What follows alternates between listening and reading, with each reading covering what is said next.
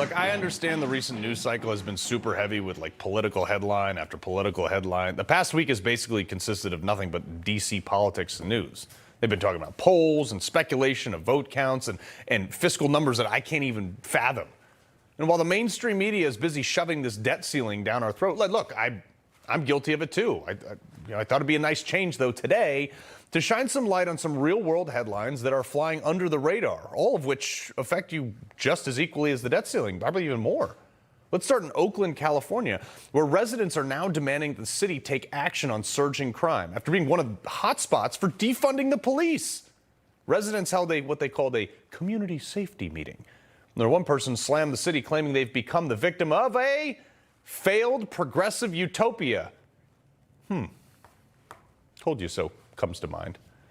Over in Texas, and thank God for Texas. Now, a federal judge has put a preliminary injunction on that ATF unconstitutional pistol brace registration requirement. Remember that? Now, think about this.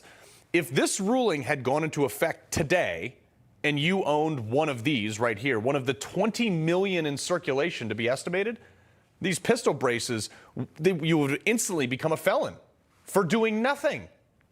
Something that was not voted on as a law, something that was, some government bureaucrat in D.C. just redlined it, changed the definition in the middle of the night. And if you didn't take steps, but by the way, we're super unclear, even to most gun stores, you could have been found in jail for up to 10 years for something that you legally owned yesterday. Thank God this was stopped. Let's take a walk over to Chicago.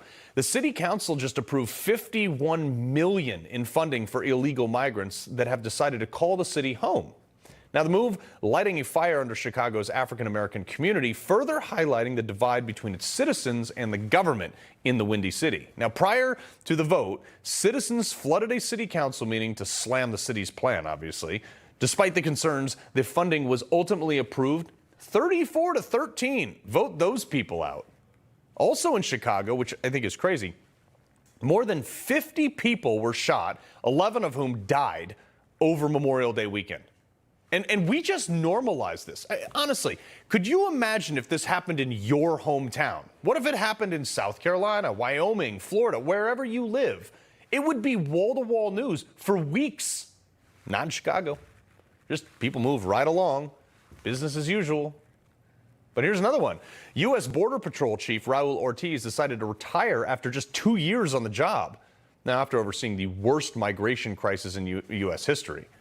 The sudden retirement comes just 2 months after he was put on the spot by House Homeland Security Committee. Now, Ortiz was asked point blank whether DHS had any operational control over the border whatsoever. Unsurprisingly, he had to answer this honestly and say no. At least he was honest. A lot of DHS folks wanted to pin this on him, too. But he's kind of only working with the guidelines, laws, and resources that he's given by the Biden administration. Now, here's something that flew completely under the radar, and I think it's a bigger deal than anybody's making it out to be. Over in Alaska, where the suspected Chinese spies, disguised as American tourists, continue to try to infiltrate U.S. military bases. This is actually literally the definition of espionage. The practice of spying or using spies to obtain information about the plans and activities, especially of a foreign government or a competing company. And Biden calls China a competitor, not an adversary. This is not the first time we've caught China doing this. But most of them are dismissed as innocent mistakes by foreign visitors, or even worse, they're classified incidences and they never make it out to the public. Sure, anyone with a pulse knows that something's going on here. Anyone who thinks this is not a big deal misses the fact that military bases are also the focal points of many communities. They not only have a symbolic security, but also practical perception of strength. If you know its most crucial infrastructure, imagine how much damage you could do by disabling one. And last, but certainly not least, a story that is truly buried under this news of the debt ceiling. Despite all the attention, all the oversight, Loudoun County, back in the news again. I hear about these guys all the time. Virginia, crazy things still happening off the walls. It's fight clubs for middle schoolers. And some parents even knew about it. Now, look at this. County officials said it was even being held on school grounds. They had preteen bookies making brackets and even collecting bets. Trade you my carrot for my oatmeal cookie. School officials took away the 20 minutes of free time before school. It's what they called a reset. I'm sure that'll fix everything. This entire county needs a reset, a completely social overhaul after everything that's been going on in this county forever. It's unbelievable. But this leads to a bigger issue. And I think we need to zoom out here. Why would kids resort to a fight club? Well, it's because kids are all but strapped to a desk these days. We've already removed dodgeball, and it seems, especially in this county, they've removed any normalcy from its students. And countrywide, you can't blame the kids. No, this is everywhere. Kids fight because they're rambunctious. And in modern society, we have discouraged them from doing this, especially throughout COVID, where physical interaction was basically taboo, and you told our kids not to do any of it. So how do you address kids being kids when it's society that has changed, not the children? Now, that's a lot to break down, but joining me now is the man to do it, common sense cowboy commentator Patrick Dorinson. All right, Patrick, you know, kids have been fighting since the dawn of time because that's what kids do. Obviously not, middle school bookies making brackets about it. But at the same time, society has gone so far away from accepting the fact that every once in a while a kid throws a punch. What do you do? Well, first of all, at least you got some young entrepreneurs who learn how to make book on it. So at least they're learning a trade that they can take into the streets. It's again, we used to have, before the term toxic masculinity, we used to have men, and men taught boys how to be men.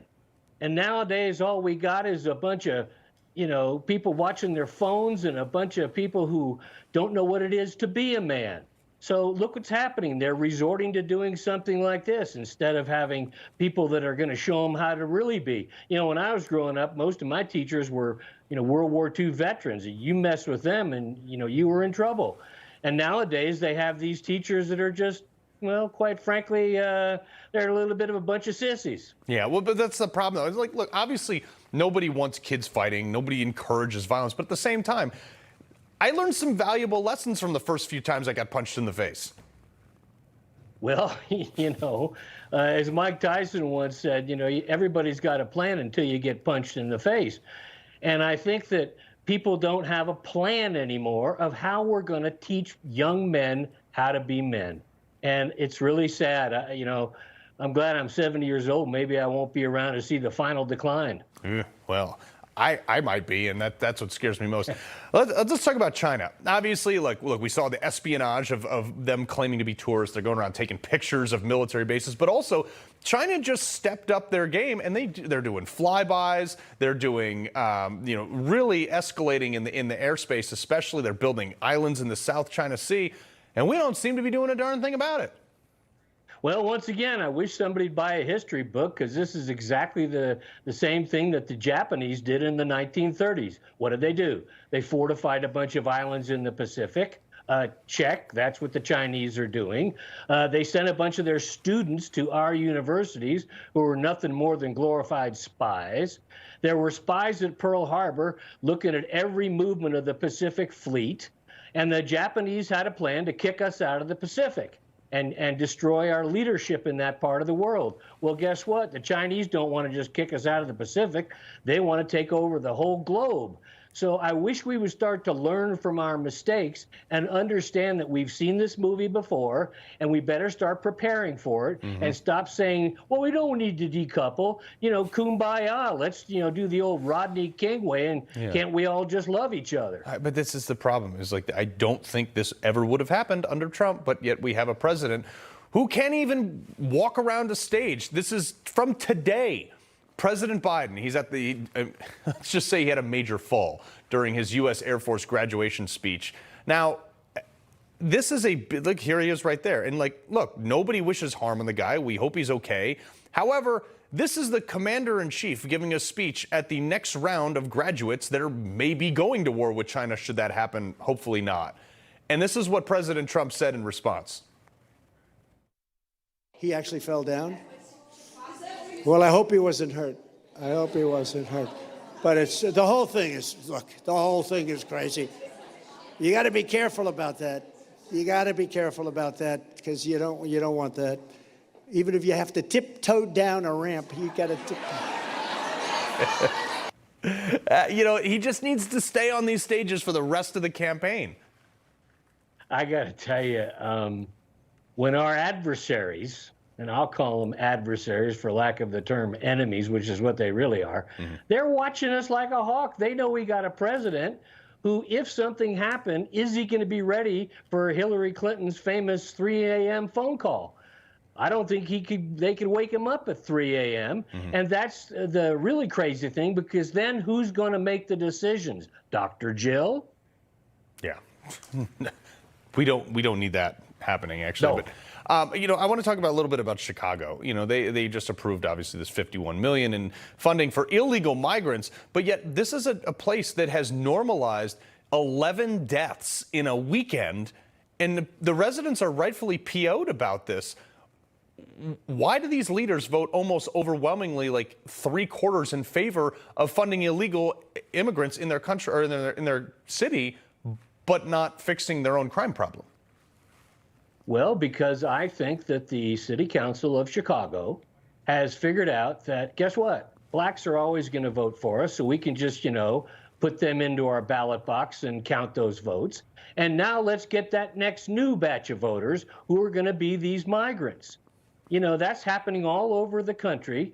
And quite frankly, I don't know why, Black America continues to vote for the same people who make their lives miserable. Yep. They can't keep any control over the streets.